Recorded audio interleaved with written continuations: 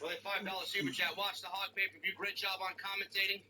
Can definitely hear Moro in your work. Proud of you, brother. Keep it up. God bless you as always. Thank you, Loch Ness. I appreciate you very much, brother.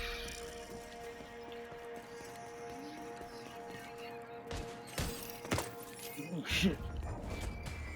Captain Solo with a $5 super chat. Johnny Gargano has some awesome t-shirts on Pro Wrestling Tees. I bought a few. Jesse's as good as gone now from the E. He'll be a beast in AEW. He will. Johnny Gargano will be fucking incredible. The dream matches that await him are unbelievable. And we got a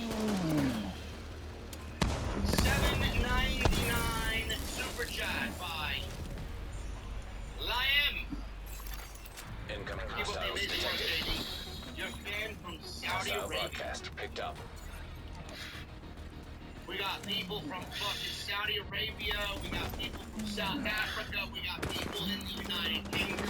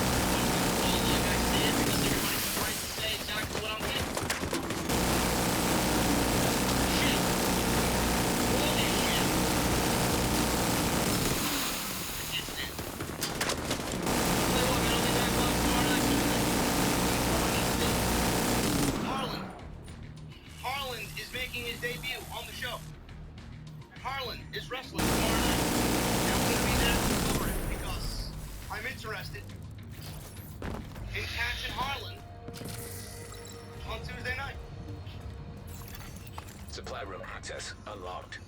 I appreciate you guys very much, man. Thank you for all the love tonight. Thank you for all the support on the Jeff Hardy stuff. Thank you for showing up tonight big in the venue, man. Almost 2,700 live tonight on Off the Script. I'll be back tomorrow, man, live with NXT in the venue. Wednesday is a big night. Jesse and I are very excited to bring you guys the podcast on Wednesday night. Winter is coming. Winter is coming. Happy birthday shout out to my boy Lee Johnson of the Nightmare family. Tweeted him earlier today. Happy birthday to Lee Johnson. Hopefully he celebrates and has a good birthday. Julia Hart takes care of him, takes him out to a nice dinner. Maybe a back rub. Happy birthday to my boy Lee Johnson. Always a VIP here in the venue. Make sure you guys follow me on social media, man. At JD at JD from New York. JD from NY206 on Twitter and Instagram. Hit that subscribe button down below. Turn on the bell for notifications. Hit that thumbs up. You guys have not hit the thumbs up before you head the hell out of here, man. Hit that thumbs up. No matter how tired. And go get your t-shirt, bonfire.com. Get your new OTS merch before the holidays and go out and support Blue Chew, man. BlueChew.com. Go JD at checkout. Guys, I'm about to hit the road. I need two things from you. Number one, I need those guitar emojis in the chat. Okay? I also need, for my VIPs, I need those Mustang emojis in the chat. And number two, when that music comes on, that guitar solo from Pilot kicks in, I need that music on Max. I'll see you guys tomorrow for NXT. Big week coming. Tuesday, NXT. Wednesday, AEW Dynamite. Wednesday's coming. Have a good night, guys. And I'll see you tomorrow for NXT.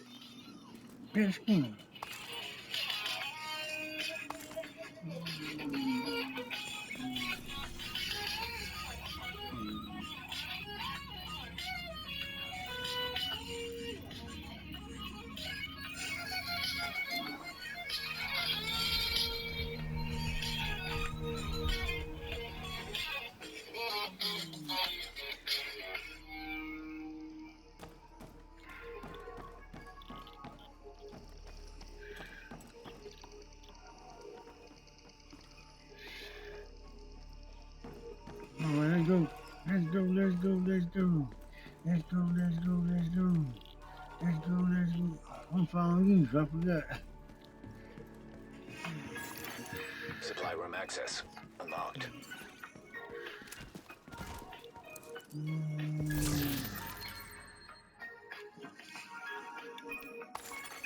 Hostile broadcast picked up.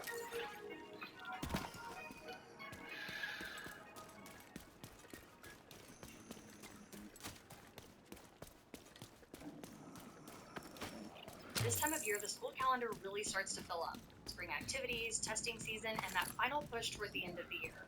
It's a great moment for kids to stay focused and build confidence in what they're learning. That's where IXL comes in. IXL is an award-winning online learning platform that helps kids truly understand their schoolwork, from math and reading to writing and science.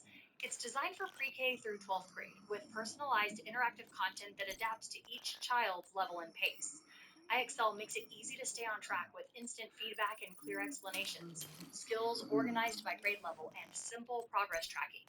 It fits into even the busiest spring schedules. It's also trusted nationwide. In fact, IXL is used in 96 of the top 100 school districts in the US. Make an impact on your child's learning. Get IXL now. Listeners can get an exclusive 20% off IXL membership when they sign up today at IXL.com/today. Visit IXL.com/today to get the most effective learning program out there at the best price.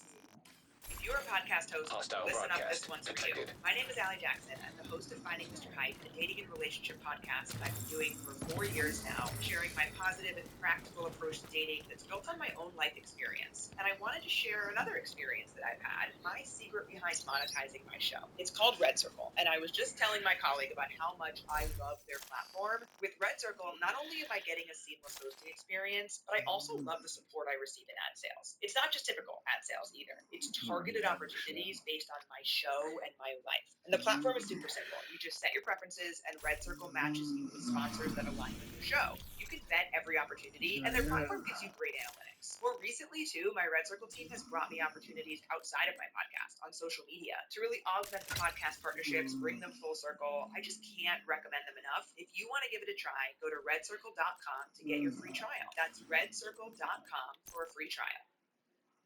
This time of year, the school calendar really starts to fill up. Spring activities, testing season, and that final push toward the end of the year. It's a great moment for kids to stay focused and build confidence in what they're learning. That's where IXL comes in. IXL is an award-winning online learning platform that helps kids truly understand their schoolwork, from math and reading to writing and science. It's designed for pre-K through 12th grade, with personalized interactive content that adapts to each child's level and pace. IXL makes it easy to stay on track with instant feedback and clear explanations, skills organized by grade level, and simple progress tracking. It fits into even the busiest spring schedules. It's also trusted nationwide. In fact, IXL is used in 96 of the top 100 school districts in the US. Make an impact on your child's learning. Get IXL now. Listeners can get an exclusive 20% off IXL membership when they sign up today at IXL.com/today.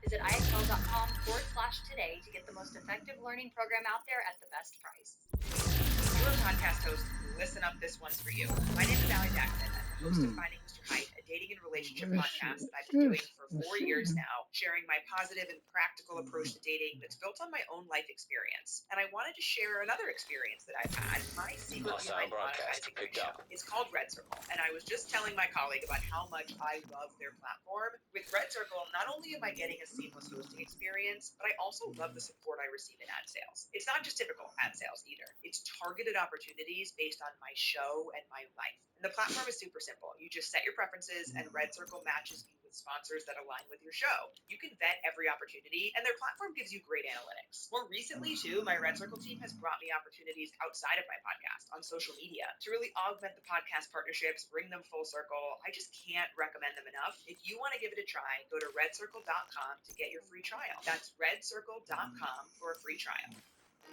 Want to advertise your business in a cost-effective way? It's time to give podcast advertising a try. Research shows a high rate of podcast listeners made a purchase as a result of an ad they heard on a podcast. Visit podbean.com/brands to launch a cost-effective podcast advertising campaign in minutes. That's Oh, that's good. podbean.com www.patreon.com/brands. Why is AEW successful? Why is Tony Khan running his promotion better than Vince McMahon and Bruce Pritchard are running Monday night and Friday night? Long-term booking.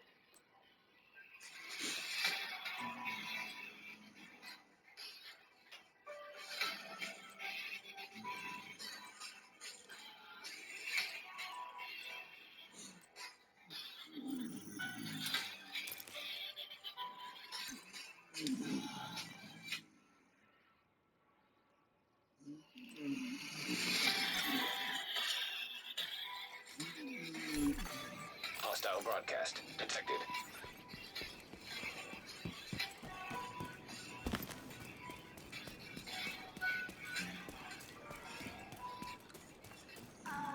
What is going on, guys? Thank you so very much for joining me right here on Off the Script. This is your SmackDown and AEW Rampage post-show, December 17th, 2021. I'm JD from New York, and this is OTS Mini. Thank you guys very much for joining me on your Friday nights, wherever you may be, guys. I appreciate you guys very, very much for joining me on your Friday nights. We had a little bit of as far as me not feeling well. I didn't really get a lot accomplished this week. I've been under the weather for the last 3 days. I finally feel like this evening I am turning the corner. Better. So hopefully by the end of the weekend, on Monday Night Raw, I'll be sick all over. Because Monday Night Raw is fucking. But all joking aside, hopefully by Monday Night Raw I should feel a lot better, and we'll get back to the regularly scheduled things that we do on this program. I haven't gone over the top of the intro. I haven't done the Are We Live? Simply because that, I'm sick, number one, and number two, my voice. I don't want to blow out my voice and, sore throat and everything that comes along with being sick and having the flu. I don't want to strain my voice any further, so we're going to take it easy. So I'm going to need you guys to do me one big favor, man. I need everybody in the chat. I need everybody in the venue. Tell me if I'm getting too loud, or if I'm yelling, or I'm stressing myself out for no reason. I need you guys to give me a sign. Use the hashtag, I don't know, let's come up with a hashtag. Hashtag stop yelling. Or something like that. If I get too loud, I don't want to yell. I want to take it easy. I want to finish this show. Talk about what was wrong with tonight's show. Have a cup of Theraflu. Go to sleep. Get ready for tomorrow's live stream, OTS 401. And we'll be good to go. That's all I want to do, okay? So I'm glad you guys are joining me tonight. We got a lot to go over. SmackDown. I watched SmackDown tonight, and same old, same old. There's nothing new, nothing exciting. The WWE bullshit creative that is just absolutely horrendous.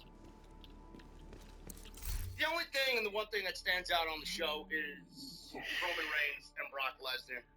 And if you look at the WWE roster on the SmackDown side of things, we are in for a very, very long year until we get to another draft or another shakeup.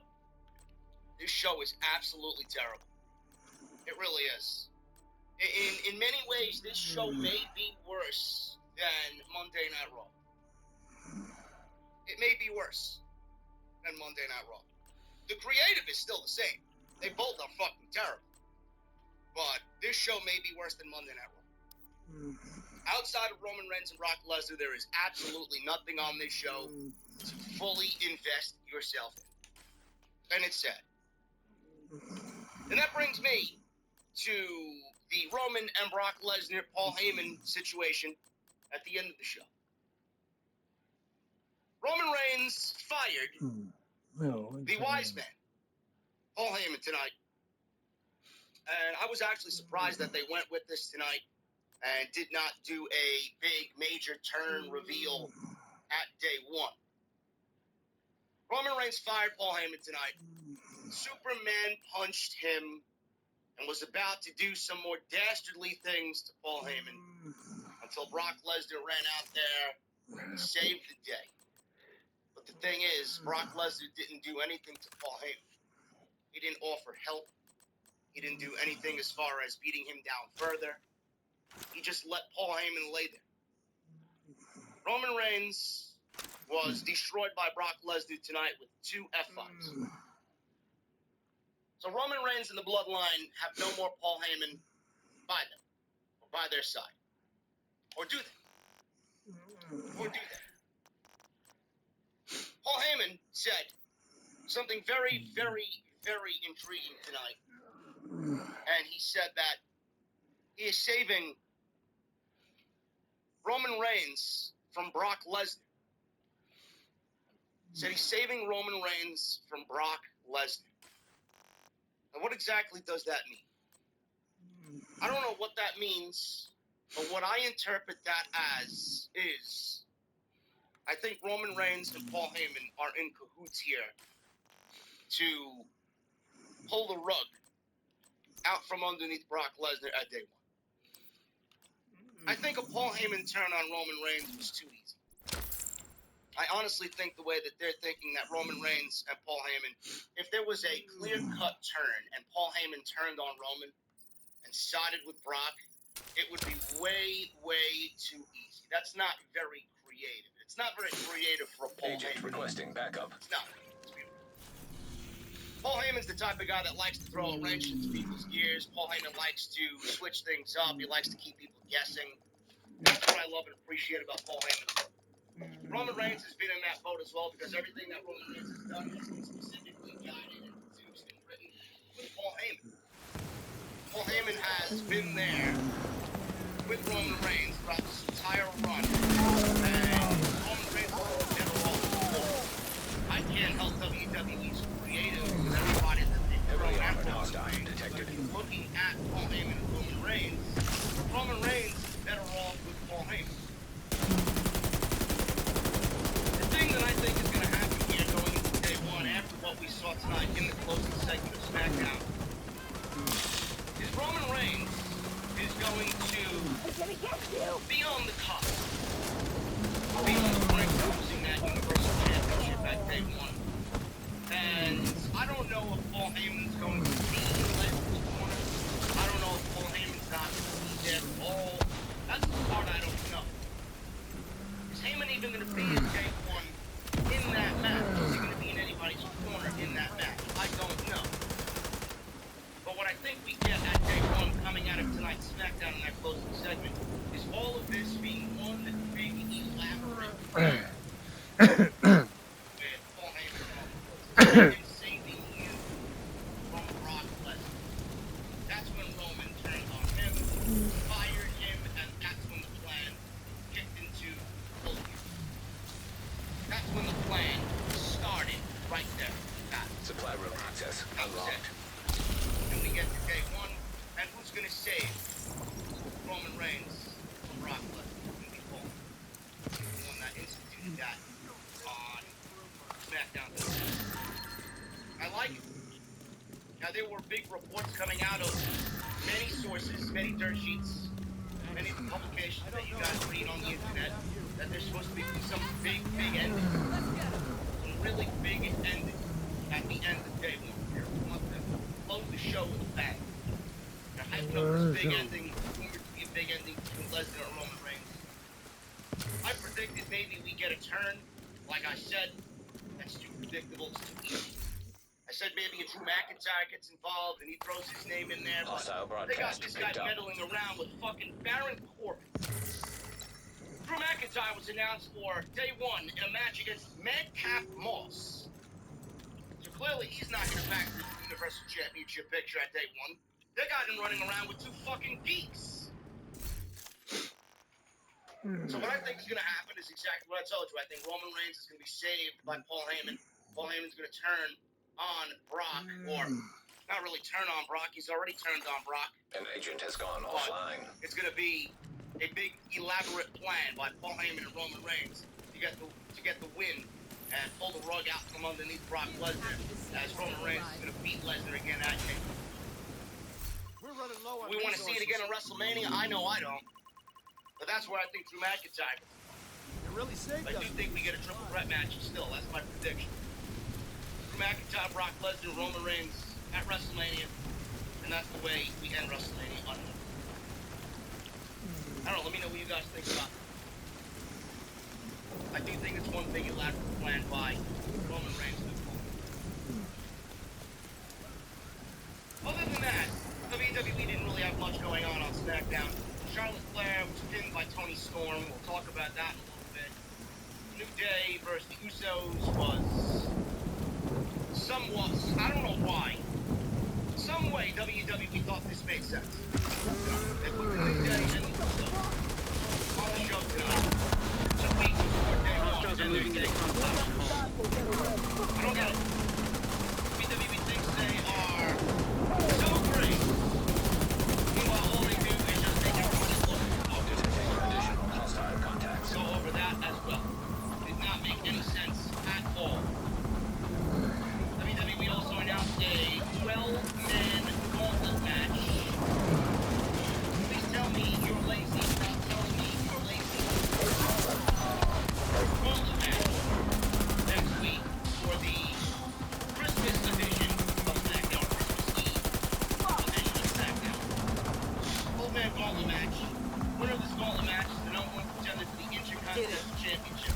That's a great job. You finally realized that the Intercontinental title was still on the bread.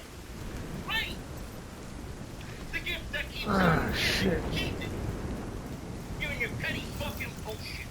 Oh, goddamn. Both guys, I'm sure, don't deserve a fucking IC title shot. All gonna be put in a gauntlet match because WWE's taking the holiday off, and they figured let's fill the entire show with 12 men. And a gauntlet match. They'll eat that up. Fucking lazy folk. Lazy WWE. Not much happened on Rampage, but we got the announcement of the Owen Hart Cup. Go over that news as well.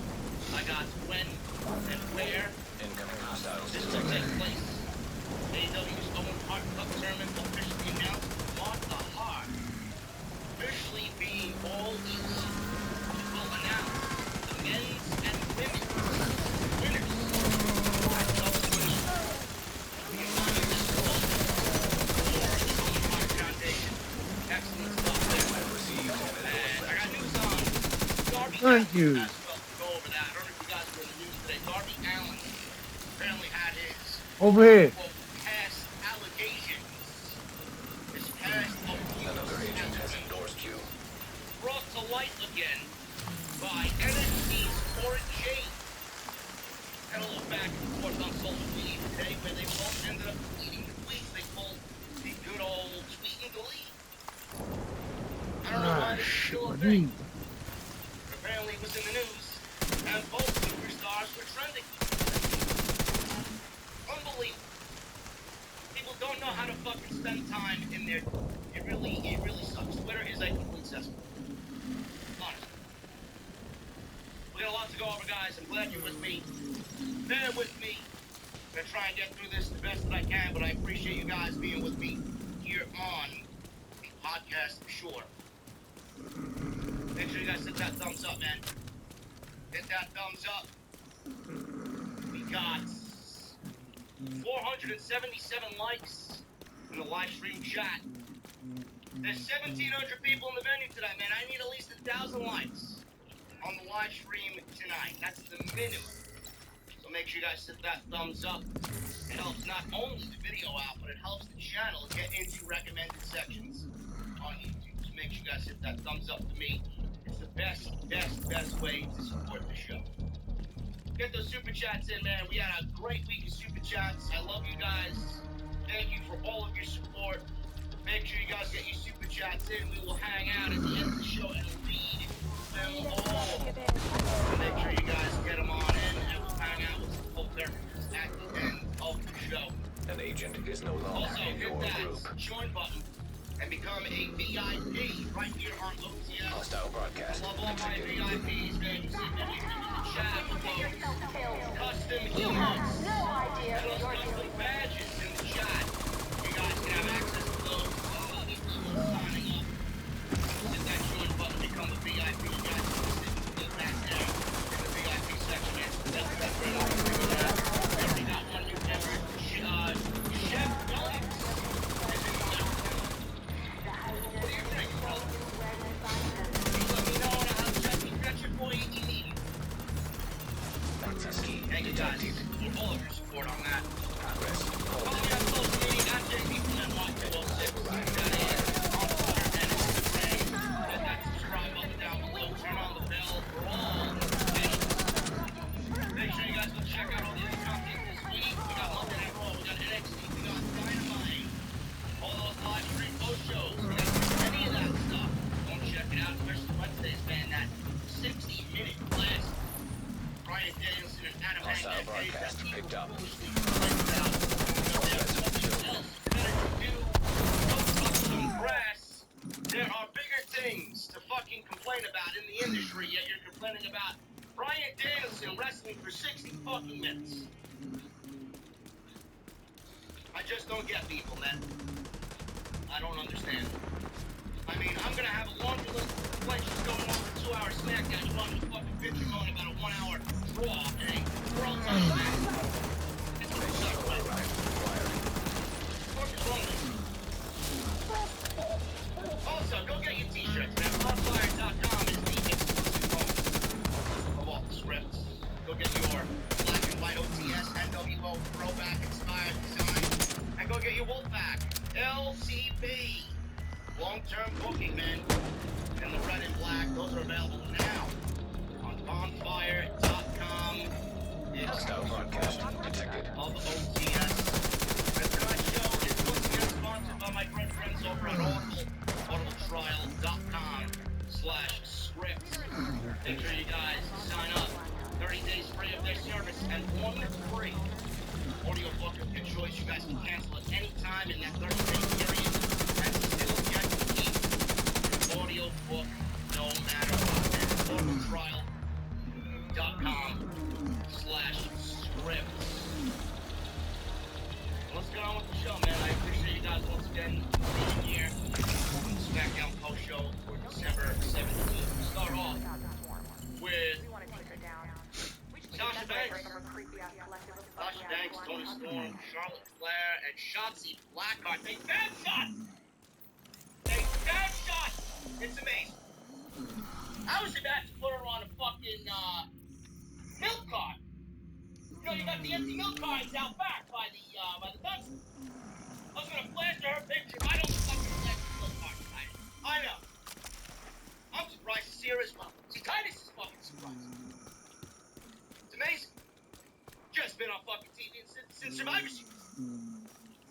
Why hasn't she been on TV? I don't get it.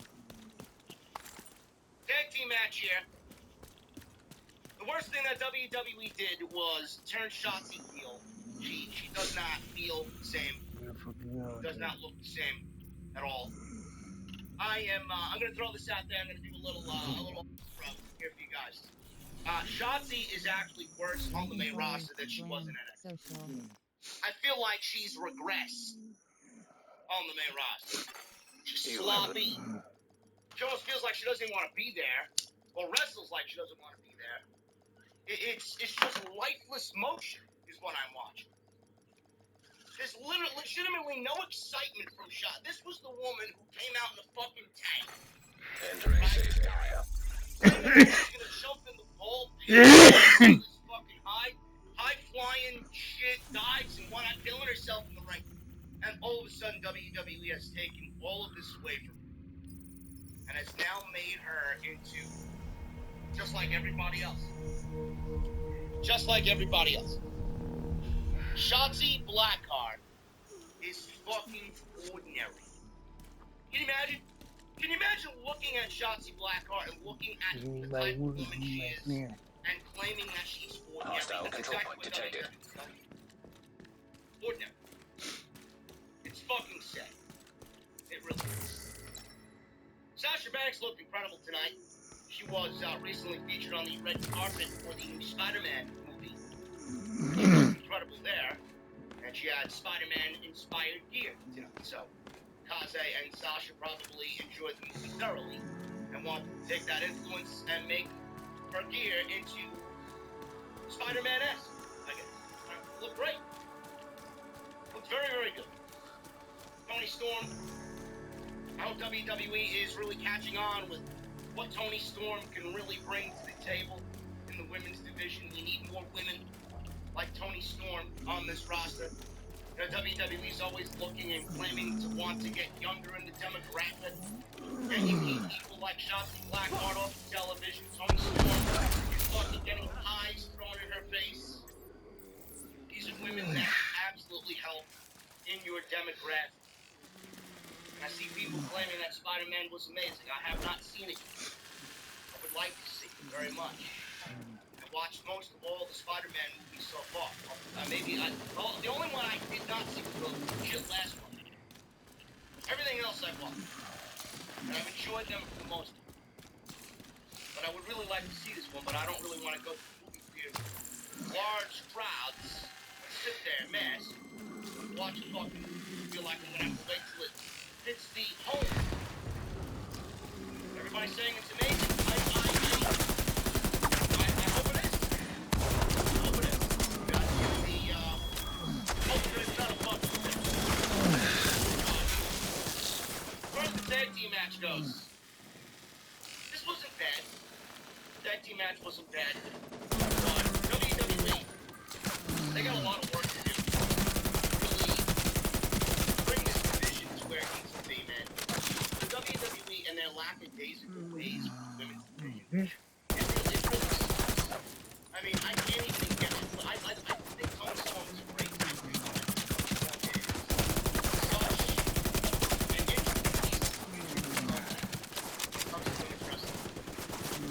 And they let her down. This entire team of Charlotte was built off fucking pop.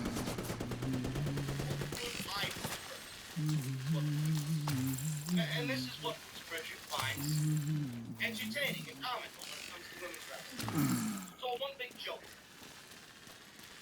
So Toni Storm and Charlotte Flair, it should be built up in a way that's a little bit more exciting, seeing how they are two really good professional wrestlers.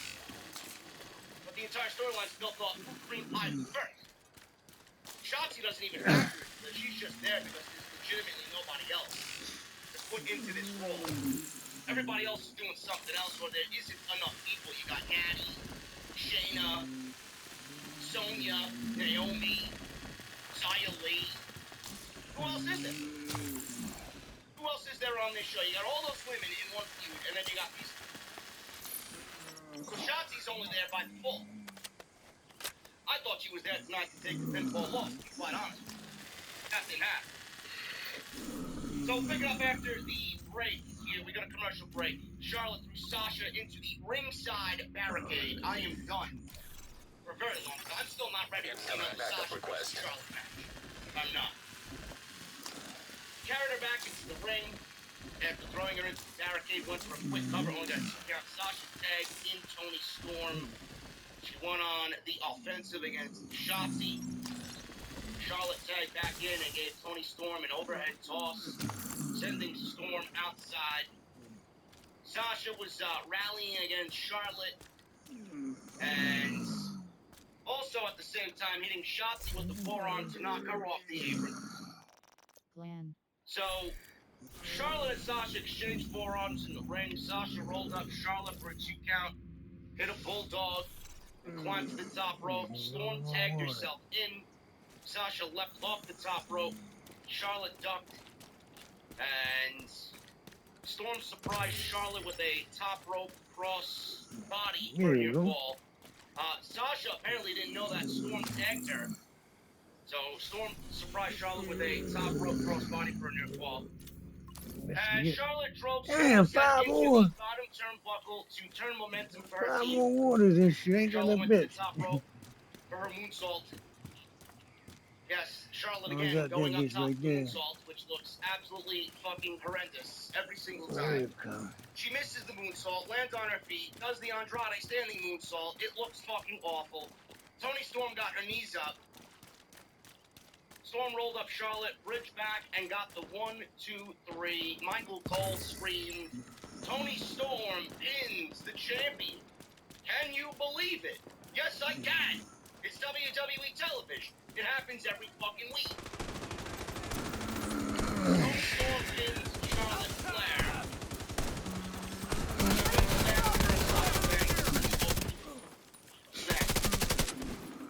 Decent tag team match.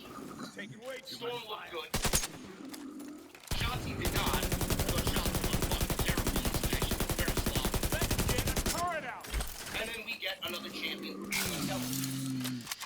Cheers. Seeker mine take. I don't understand. Like, You bitch. Damn, I couldn't mount the tree up fast enough. Agent vital signs. that is 0. leading to a Charlotte and Toni Storm match at some point. Whether it happens next week, week after that, at day one. Aren't we all in an understanding that Charlotte and Toni Storm are on a collision course for the SmackDown Women's Championship, right? What Hostile good control point nearby. what good does it do Toni Storm to pin the champion in this match, when she's already getting a fucking championship match? What good does it do Charlotte to lose as SmackDown Women's Champion here in a non-title situation? I don't know the way your champions are booked, Bruce, Vince. Why? Does anybody have any fucking value as champion on this goddamn program? We all knew this was going to be the match. There's no reason to now justify Toni Storm getting a fucking championship match because she pinned the champion in a fucking tag team match in a non-title situation. It irks the shit out of me. They claim it's momentum. I give a fuck about momentum. I would rather the challenger be booked strong. I would rather the champion be booked strong. And I would like two fucking competitors meeting in the ring when the time is right who look strong. I like two competitors in a championship match where there's a fucking story behind it, not overbaked goods. But what the fuck do I know, Bruce? What a shit program this is. Invite to another agent's group. Fucking awful. Now they booked the match for next week. It's a taped show. We'll find the spoilers out, I'm sure, within the next 24 to 48 hours. Right? WWE usually with these Christmas shows, they usually like to send the crowd home happy. Now, Charlotte Black and Tusk have Toni been busy Storm here. are very restless. Search that computer and pocket whatever And now useful data Toni you can beats find. Charlotte here tonight. Black Tusk has seized the viewpoint Are we building, getting probably because of its broadcasting capabilities. Are we getting We need to get them out of there. Where? We're getting a new champion next week? Are we getting a new champion next week? The WWE usually likes to send the Big E wins the Intercontinental Champion of versus Collision. I think WWE may actually do the title switch. I think WWE may do the title switch. And I think WWE will do this match again at day one. And then Toni Storm wins at day one. Another agent has I joined don't know you. what goes that. This is a very, it's a very confusing story. It's almost as if WWE wants to push Toni Storm. They want to make Toni champion. But I also don't see them going into WrestleMania without Charlotte Flair Got your six. as the SmackDown Women's Champion. Because they're going to need to sell tickets for WrestleMania. On the side. And Here. they want all their best hands on deck for WrestleMania. So I don't know what good any of this is doing anyway. Same thing with Norton and Becky Lynch. On Monday Night Raw. They're already claiming that it is an all-time favorite. She got cheated out of it all Monday Night Raw. It's all leading to her winning the title of day one. And then what? Cheating with Vince.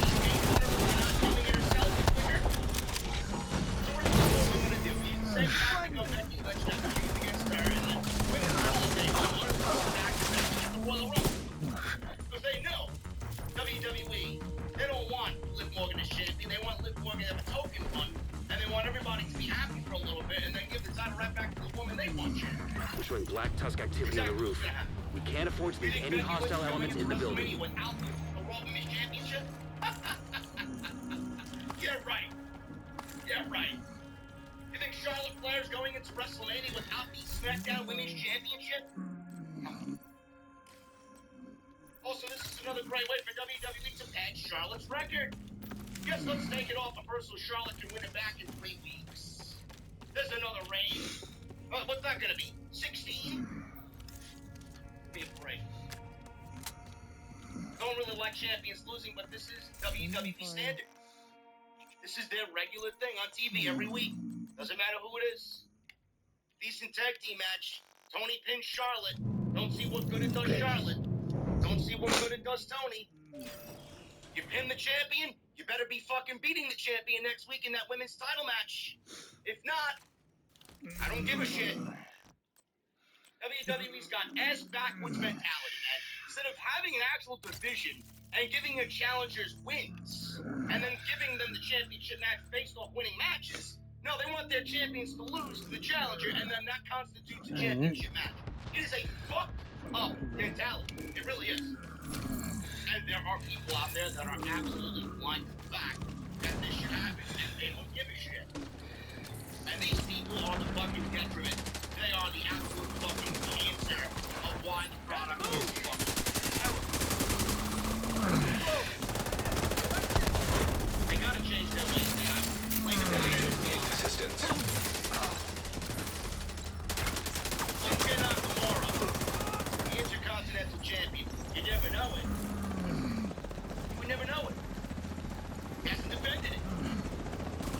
What's 4 months now?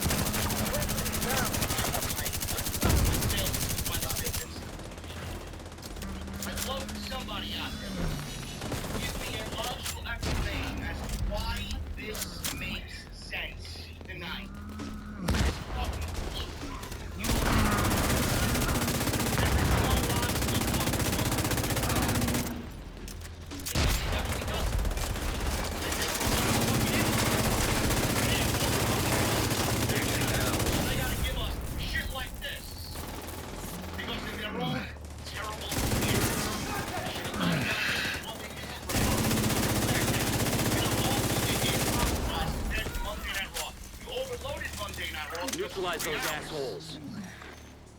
And now SmackDown is up.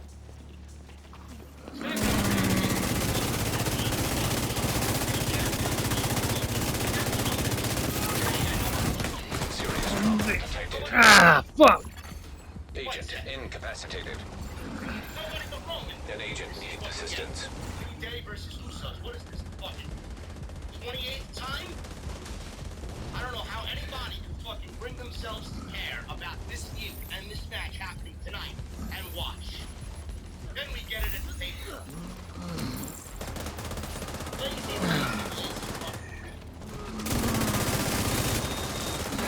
Viking Raiders. They made their way out of the ring. I actually quite like their new theme music. They changed their old theme music. It actually fits pretty nicely with them. I don't like this. Group clear. No more contact. Viewpoint is back under control. Excellent work. That's a Vince McMahon thing, I'm sure. Oh, Vikings, pound their chests. Right? Whatever. They made their way. The Viking Raiders Raiders, Eric and Ivar, they went not one-on-one tag team match against Jinder Mahal. Jinder Mahal! And Shanky. This is what their tag team division has been dwindled down to, man. Keep it. Jinder Mahal and Shanky. I don't know how Jinder Mahal still has a fucking job here, man. Really. I really don't. So, Viking Raiders, you know, I think the Viking Raiders are highly, highly underutilized. I do. I don't know why it's so An difficult agent to has book left tag team your wrestling in group. WWE. Inventory. I don't even have Clan. anything written Social. for this match. Viking Raiders win. Eric dropped Ivar into Shanky's face. Ivar leapt off the top rope with the splash on Shanky for the clean win. What was that? Big splash off the top rope by the big man. About 5 minutes. Why are the Viking Raiders so piss poor creatively in WWE? You know, Triple H had them done You right. have them. Triple H did them right in NXT. He made it look easy. He took these guys, War Machine from Ring of Honor and New Japan. He made them into WWE guys. He gave them a look. He gave them a new name. He gave them kick-ass theme music. He gave them great fucking gear. Had them go out there and savagely beat every fucking tag team that were thrown in their face. These guys should be so much better off than where they are now. Seriously. I don't know why 2 guys like this have just gone and been buried in WWE. There's no tag team division. That's a start, number 1. Number 2, they're an NXT thing. This is a Paul Levesque thing. These guys are Paul Levesque guys. The War Raiders were Paul Levesque guys. They weren't pushed for the longest time because they weren't a product of Vince McMahon and Bruce Pritchard. These are 2 fucking indie guys that Triple H took from the indies, tried to make into something special. Vince and Bruce didn't give a shit about them, and they let them just die on the main roster. Now they're on SmackDown, on a roster with nobody but Roman Reigns, and now WWE's forced to use them. But there's no tag team division. There's absolutely no tag team division on SmackDown. If this is your tag team division, Jinder Mahal and Shanky, and fucking Los Lotharios, I don't see how this is going to generate any buzz at all. WWE doesn't give a shit about tag team wrestling, and all WWE is going to do is create some fucking tag team match and treat it as a big afterthought. The Usos are tag team champions. The New Day are tag team champions. That's all you're going to see. But we got the Usos and the fucking New Day on SmackDown tonight. Meanwhile, there are at least a handful of fucking guys on this show that should be in that spot for the 6 minutes that the Usos and the New Day went out there. They didn't need to be out there. Where's Mustafa Ali in Chicago? Rogue agent detected. Where's Ricochet? Where's Shinsuke Nakamura? I don't understand the logic by the people that run this show. Agent requesting I've been backup. saying this for fucking 7 years now. Ever since the goddamn draft had its 2016 version. Tag team division does not need 2 separate titles. If you merge the division, the Viking Raiders would be treated as such a great asset to this division. As they sit now, the Viking Raiders are a nothing team on a dying fucking creative show that is being led by the Usos and the New Day, and they're never going to get a run at the tag team titles because they're not the Usos or the New Day. Oh, Becky, what? They're just there. They're supporting players. Their role is supporting players. WWE needs their biggest names on the show every week. WWE needs their biggest names on the show as champions because they know this roster sucks. Now, how do you think that bodes for the Viking Raiders? It bodes terribly. They're nothing more than supporting acts. Instead of treating these guys like legit veterans in a tag team division, instead of treating these guys like a dominant fucking group, dead. What a fucking shame. Monday Night Raw Tag Team Division and SmackDown Tag Team Division should be the same. One. They had multiple times to do this and fix this, and they ignored the problem. I don't understand why this continues to go. You think having 4 teams in a fucking division is cool? And they just have it? You do realize that the more you keep this division as small as it is, the rematches that are going to be seen are abundant. You think people want to see fucking rematches every week? Like the Usos and the New Day? If you took the Raw Tag Team Division and put it on a SmackDown show, I'd love to see Street Profits versus the Viking Raiders. Or maybe the Alpha Academy versus the Viking Raiders. Or maybe the Dirty Dogs versus the Viking Raiders. Please. And then this gets me thinking and going down that one big rabbit hole that I don't want to go down. WWE having this show on Fox and USA Network is actually ruining the entire fucking product. Don't get me started. I could sit here and talk about this shit all night and fuck the review. Having this show on Fox and NBC Universal is ruining the entire fucking product. Because Fox doesn't want anything to do with NBC, and NBC doesn't want anything to do with fucking Fox. If WWE was on NBC with Raw and SmackDown, I don't think we would have separate brands. I don't know who sold them on separate brands. Hostile broadcast. I don't know if this is a Vince thing or if this is a Fox thing, that they want separate brands away from NBC. Does Fox look at their show and are happy with their show? This roster is fucking terrible. And WWE does nothing to fucking aid that.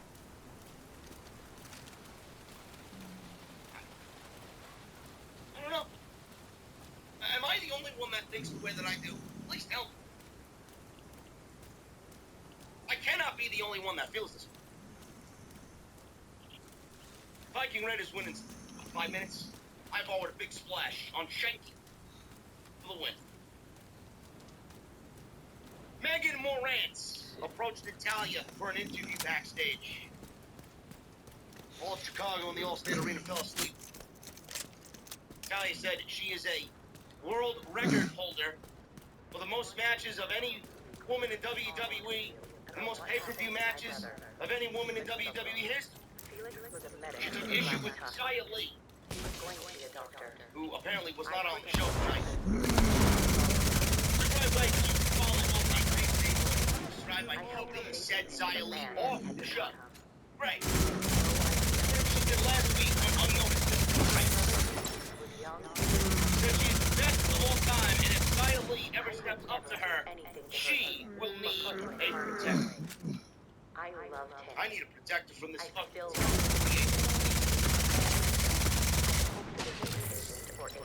Adam Pearce. There was a clip of Adam Pearce telling Drew McIntyre he couldn't bring his sword to the ring, so Drew McIntyre plunged it through his desk last week.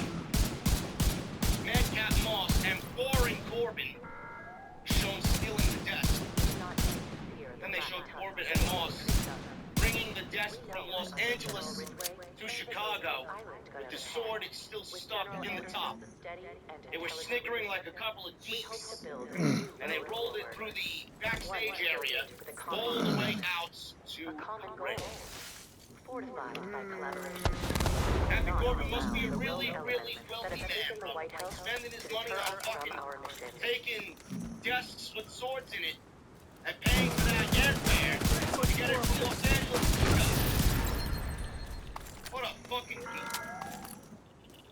I want to be absolutely clear and honest with you about what happened to my brother, Felix Buffalo. Felix was a man was with a black outside tuck. of the parking lot area, a limo pulled up. I put him through Thought medical it was school Roman after Reigns. our father died. Out While comes it's true I did not Brock know him as a Lesnar boy, smiling. I Stepped out of his limo. man. We're doing a little advocating tonight, aren't we, Paul? Heyman then was kind of taken aback by this. Thought it was Roman Reigns, but Brock Lesnar knocked out. Heyman was expecting somebody else. Lesnar said, that's okay. I'm sure you were expecting Roman, right? Heyman nodded yes. Support agents who Lesnar then patted Heyman know on the shoulder and told him, yeah, good luck. Oh, you bitch. Vital signs. Ah, you got my ass. Moss made their way to the ring, and then I hear sounds of remote controls all around the world being picked up and changing the channel. Yeah. I'm not sure, guys, the Eddie's on Friday night, but I picked up the remote control and I needed to tell. The sound of his theme music is nauseating, and the segment, Happy Talk, is one of the worst segments in No, you WWE. motherfucker. A complete fucking joke. Somehow WWE, they woke up one day and said, how can we make Baron Corbin worse than his last battle?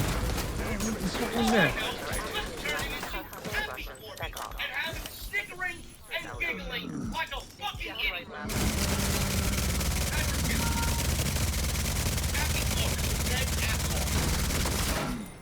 Happy Corbin and Madcap Moss made their way to the ring. Corbin told fans, if you're happy and you know it, clap your hands. If you're happy and you know it, clap your hands. No, I'm not fucking happy. You're on my television. You know what's gonna make me happy? Spencer picks up the pen and writes the fucking brother. That's what'll make me fucking happy. A daddy's girl who wanted to build upon the legacy The I desk is there with inherited. the sword in it. A woman of It says they have a new addition to their Happy my Talk set. childhood was not what I would necessarily The characterize sword in the as a desk happy is one. an expensive Access key hot rod. I spent most of my He adolescence could be using this to cut a cigar or trim his fingernails. Corbin says he couldn't be happier, but he'd still like an amazing joke from Moss. You get a joke from Moss, he says, and I quote, Hostile control what do you point call from detected. McIntyre when he leaves Oh, a shit. sword behind on a desk? The Glasgow build Dits. a relationship with my half-brother, They laughed. Felix. I want to assure you, I am no Moss angel. asks, where can you find a discount kilt? Hey, where the motherfucker go at? Don't ask me. Ask Bargain Basement Braveheart. Again, I didn't And I laugh. hope to show you all. And neither did Chicago. As they started chanting CM I do Punk, not want to CM Punk, Progress resumed. in the All-State Arena. And rightfully so, because this fucking segment was fucking embarrassing. McAfee says, I'm with this crowd, I want love. Moss asks, why did Drew McIntyre's girl decide to wear a suit? She decided at least one person in the relationship should wear the pants. This fucking, this absolutely brutal. Absolutely brutal. Fucking segment. Really. Manual override required. Moss then tried to pull the sword out of the desk. Look, Baron Corbin said that. He tried. He's gonna try and do it. He couldn't do it either. Moss says he really tried to get it out. And Corbin thought he was doing it out of fierce impersonation. System. Tried to do it again. They couldn't do it. They double teamed the fucking sword out of the desk. They couldn't do it. McIntyre's music played. Michael Cole said, "Thank God." Yes, I'm with Michael Cole. Thank God. McAfee said McIntyre can't be clean. Cole said after talking back to the cancel, I really wish you would. McIntyre leaned on the top rope and asked, "What's the matter, lads? Are we having some performance issues?" Because they couldn't get the sword out of the desk. Get one of the other performance issues, bro. Bullshit.com. System JB activated. and check out the internet. Their Corbin's having those problems. Anyway, Moss took a swing, blocked him, knocked him to the floor, headbutted Corbin. McIntyre then pulled the sword out of the desk. Easy. That's how it's done. Edge for his free set goal. Moss pulled Corbin to safety and sprung the sword and tried to stab both his feet. Damn. Assistance needed. On the end of the sword. Oh, shit, what the fuck?